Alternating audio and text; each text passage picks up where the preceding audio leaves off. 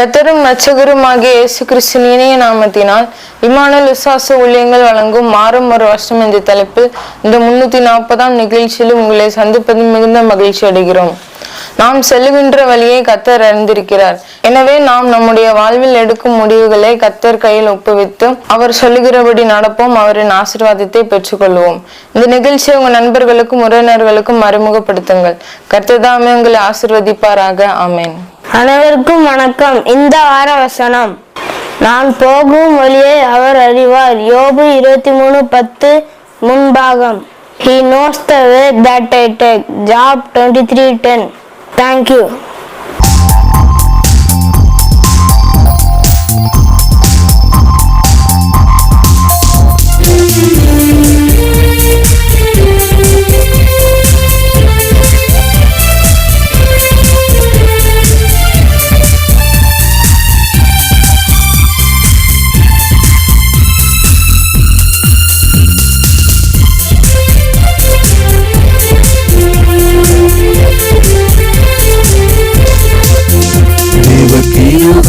என்றும் உள்ளதே, அவர் கிருபை என்றும் உள்ளதே.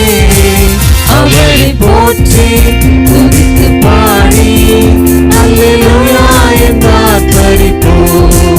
அவரை போற்றி துதித்து பாடி அல்லேலூயா என்று ஆர்ப்பரிப்போம்.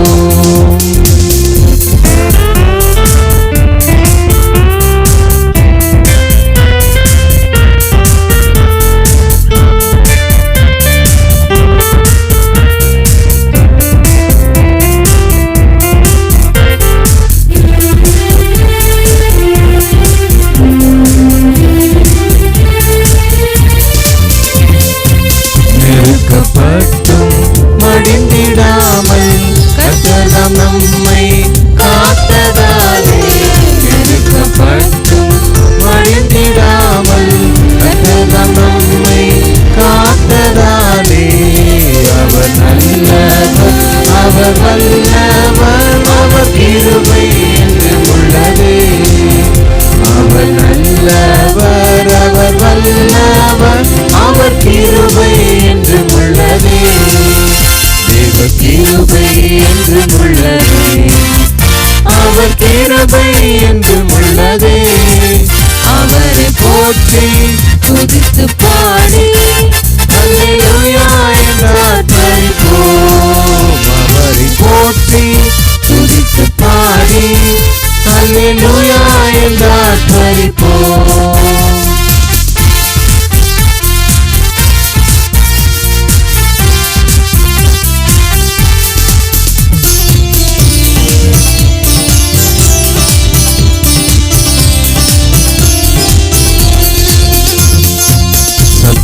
சேனை தொடர்ந்து சூழ்கையில் பட்டணம் தாவீதின் தேவன் நமக்கு. சத்துரு சேனை தொடர்ந்து சூழ்கையில் பட்டணம் தாவீதின் தேவன் நமக்கு. முன் சென்றாரே அவர் நல்லவர், அவர் கிருபை என்று உள்ளதே. சென்றாரே அவர் நல்லவர், அவர் கிருபை என்று உள்ளதே. தேவ கிருபை என்று உள்ளதே, அவர் கிருபை என்று உள்ளதே. அவரை போற்றி துதித்து பாடி அல்லேலூயா என்று ஆர்ப்பரிப்போம். அவரை போற்றி துதித்து பாடி அல்லேலூயா என்று ஆர்ப்பரிப்போம்.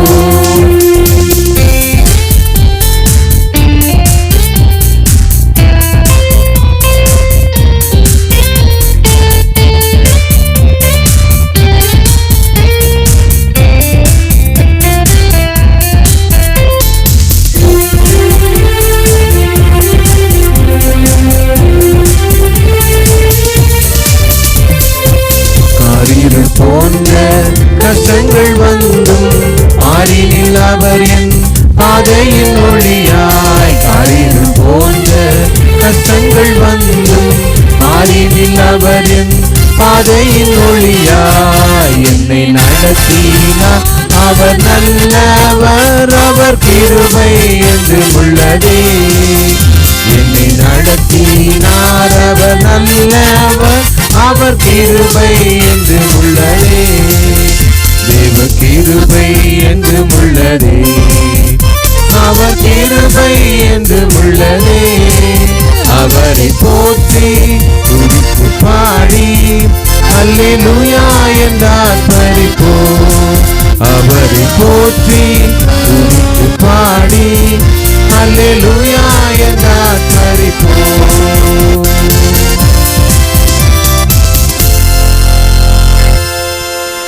கிறிஸ்துவுக்குள் அருமையானவர்களே, ஆண்டவராய் இயேசு கிறிஸ்து நாமத்தினாலே உங்களை நான் வாழ்த்துகிறேன்.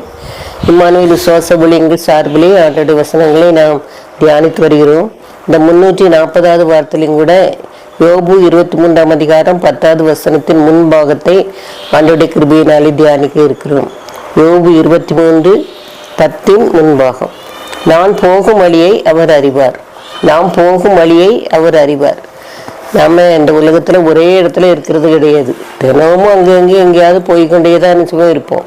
ஆனா அந்த வழி எதுன்னு சொல்லி நமக்கு நன்றாக தெரியணும். இப்போ இங்கேருந்து நம்ம சென்னைக்கு போகணும் அப்படின்னு சொல்லி சொன்னாச்சுன்னா அநேக வழிகள் இருக்குது. இந்த மதுரமக்கமாக போகிற மாதிரி இருக்குது, அங்கே மயிலாடுதுறை வழியாக போகிற மாதிரி இருக்குது. அப்படி எத்தனையோ வழிகள் என்ன செய்து இருக்குது. அப்படி இருக்கும்போது எது நமக்கு அந்தந்த நேரம் வசதியோ அந்த அந்த பகுதியில் நம்ம என்ன செய்வோம், போவோம், அந்த வழிவாக போவோம். இப்போ ஆண்டவரும் நம்முடைய வழிகளை அறியக்கூடியதாக இருக்கிறார் என்று சொல்லி இந்த வசனம் சொல்றது. நம்முடைய எந்த காரியமானாலும் சரி, நம்ம எது செய்தாலும் சரி, நம்முடைய ஒரு தெளிவான திட்டத்தோடு, தெளிவான ஒரு எண்ணத்தோடு நம்முடைய காரியங்களை நம்ம செய்யணும். பாருங்க, இப்போ விமானம் இதுகள்லாம் அவர் அந்தந்த நாட்டு எல்லைக்குள்ள தான் அந்தந்த நாடுகள் அந்த விமானங்கள் போகணும். வேற எல்லைக்குள்ள வேற எல்லைக்குள்ள நம்முடைய விமானம் போச்சுன்னு சொன்னா அந்த நாட்டுடைய அந்த ரேடாருங்கிற கருவியை தான் கண்டுபிடிச்சு வேற நாட்டு விமானம் வருது அப்படிங்கிறத கண்டுபிடிச்சு என்ன செய்யறாங்க, நடவடிக்கை, அரசியல் நடவடிக்கை எடுக்கிறாங்க. அதுபோல நம்முடைய வீட்லயுமே பாருங்க, இப்ப நம்ம எல்லா வீட்லயுமே அந்த கண்காணிப்பு கேமரான்னு பொருத்திருக்கோம். ஏன்னா யார் எந்த நேரம் வர்றான்னு சொல்லி தெரியாது. எல்லாரும் நம்ம எப்போதும் நம்ம வீட்டில் இருக்கிறது இல்லை. எங்கே இருந்தாலும் இப்போ நம்ம அமெரிக்காவில் இருந்தால் கூட இந்தியாவில் நம்ம வீட்டில் என்ன நடக்குதுங்கிறத பார்க்கக்கூடியதாக இருக்குது. எனக்கு தெரியும், ஒரு உறவினர் வீட்டில் அவங்க பிள்ளைங்கள்லாம் சிங்கப்பூரில் இருக்காங்க. ஆனால் அங்கே வீட்டில் எல்லா இடத்துலையும் நினச்சாங்க அந்த அவருடைய உறவினர் மட்டும்தான் தனியாக இருக்காங்க. அதனால எல்லா இடத்துலையும் கேமரா ஃபிட் பண்ணி வச்சுருக்காங்க. அங்கே இருந்து கொண்டே யாராவது புதுசாக ஆட்கள் யாராவது வந்தாங்கன்னா யார் வந்திருக்கா, எதுக்கு வந்திருக்காங்கன்னு சொல்லி விசாரிக்கிறாங்க. அப்படி மனிதர்களை ஒவ்வொருவரையும் கண்காணிக்கக்கூடியதான ஒரு கருவிகளை இந்த உலகத்துல வச்சிருக்கிறாங்க. அப்போ அப்படி இருக்கும் பொழுது மனிதனாலே இதெல்லாம் கண்டுபிடிக்க முடியும்னு சொல்லும் பொழுது நம்ம படைத்த ஆண்டவர் நம்மை பற்றி எல்லாமே தெரிந்தவராக இருக்கிறார்.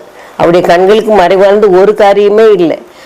அதே மாதிரி பாருங்க, கப்பல்கள் கடல்ல போகும்போது அந்தந்த பகுதியில் உள்ள கப்பல்கள் தான் அதை கடக்க முடியும். குறிப்பிட்ட தேசத்தினுடைய எல்லையினுடைய அந்த கடல் பகுதியில் மற்ற ஒரு கப்பல் அனுமதி இல்லாமல் உள்ள வரவே முடியாது. அப்படின்னு சொன்னால் உடனே கண்டுபிடிச்சி என்ன செய்யறாங்க, ஒன்று எதிரி கப்பல்னு சொன்னால் உடனே அழிக்கிற முயற்சிகளை ஈடுபடுறாங்க. இப்படி நிறைய காரியங்கள் இருக்குது.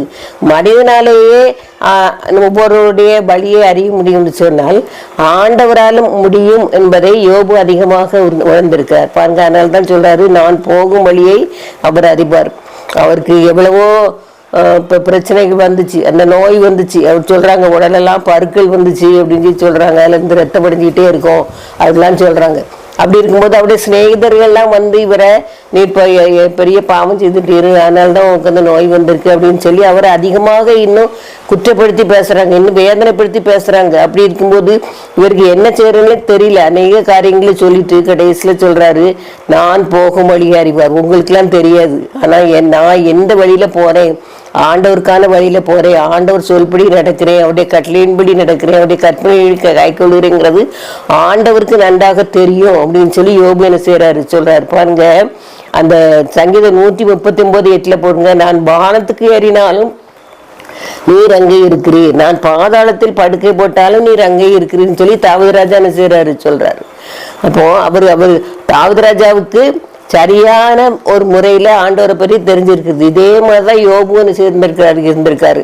அவர் எந்தெந்த இடத்துல இருக்கிறாரு, என்ன செய்யறாருங்கிறத ஆண்டவர் நன்றதாக அறிந்திருந்தபடியினாலதான் அந்த ஒரு உறுதியான தன்மையோடு யோபு இந்த காரியத்தை சொல்றாரு. தாவீது ராஜாவும் இதே காரியத்துல தான் இருந்தார். பாருங்க, அவர் அந்த சாமுவேல் தீர்க்கதரிசி அந்த சவுலுக்கு பதிலாக இன்னொரு ராஜாவை தேர்ந்தெடுக்கணும்னு சொல்லி வரும்பொழுது இவர் ஆடு மேய்ச்சிட்டு தான் இருந்திருக்காரு எங்க காட்டுல. அப்படி இருக்கு தாவீது. அப்படி இருக்கும்போது அவரை ராஜாவாக ஆக்கணும்னு சொல்லி ஆண்டவர் சித்தம் கொண்டதுனால அவன் ஆடு மேய்ச்சிட்டு இருக்கிறாங்கிறத அவருடைய தகப்பனார் மூலமா இவருக்கு என்ன செய்யறாரு சொல்றாரு. பாருங்க, ஆண்டவருடைய கண்கள் எப்போதும் நம்ம பார்த்து கொண்டே இருக்கிறது. அவருடைய கண்களுக்கு மறைவாக நம்ம எதையுமே செய்ய முடியாது என்பதை நம்ம நன்றாக அறிந்து கொள்ள முடியும். பாருங்க, 139ஆம் சங்கீதத்துல 7வது வசனத்துல நம்முடைய ஆவிக்கு மறைவாக எங்கே போவேன், நம்முடைய சமுதாயத்தை விட்டு எங்கே ஓடுவேன்னு சொல்றாரு. ஆகையினால நம்முடைய காரியங்கள் எல்லாமே எப்படி நம்முடைய இந்த உலக பிரகாரமான கேமராவிலேயோ அல்லது அந்த ரெடார் கருவியிலேயோ எல்லாம் பதிஞ்சிட்டு இருக்கிற மாதிரி நம்முடைய சொல், நம்முடைய செயல் எல்லாமே ஆண்டோடைய கேமராவில் பதிஞ்சிட்டு இருக்கு. ஆகையினால நம்முடைய பேச்சுக்கள்லையும் நம்முடைய நடத்தைகள்லையும் ரொம்ப கவனமாக இருக்கணும். ஏன்னா நியாயத்தீர்ப்பு நாளில் அவைகளெல்லாம் ஆண்டவர் சந்நிதியில் வந்து காட்டப்படும். ஆகையினால ஆண்டவருக்கு பயந்து அவருடைய அவருடைய கட்டளையின்படி நடப்போம். அப்படி நடக்கும்பொழுது நாம் குற்றமற்றவர்களாக காணப்படுவோம்.